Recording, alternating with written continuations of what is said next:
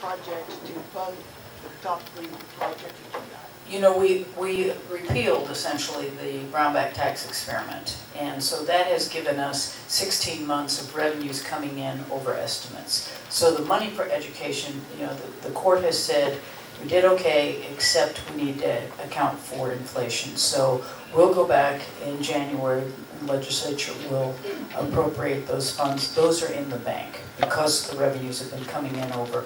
You know, we actually have that money in the bank to do that.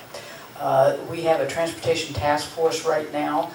They really basically have two charges. One is to sort of put together another comprehensive transportation plan like we've had for the last 30 years in Kansas, but also to look for revenue sources and try to figure out how we can fund that. You know, we did put a little bit of more money into transportation last year. I think we can continue to do that. But that will just be very high on the priority list, and maybe the task force will come up with some funding sources that we haven't thought about right now.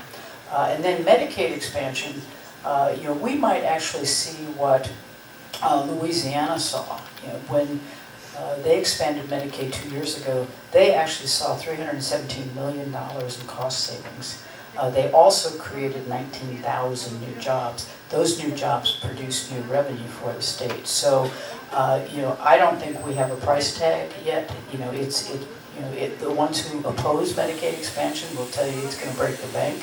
But we've also had folks like the former Senate President Dave Kerr, a Republican, who worked with our advocates 2 years ago as we were trying to get Medicaid expansion passed, you know, who had a plan where it would be cost neutral, if not seeing the same kind of cost savings and money in the bank that Louisiana saw. So I think we're in a position to do a lot of things right now that we couldn't before, you know, and I think if we put those three things back in place, you know, schools, roads, and Medicaid expansion, that's going to help us grow our economy. That will produce more revenue.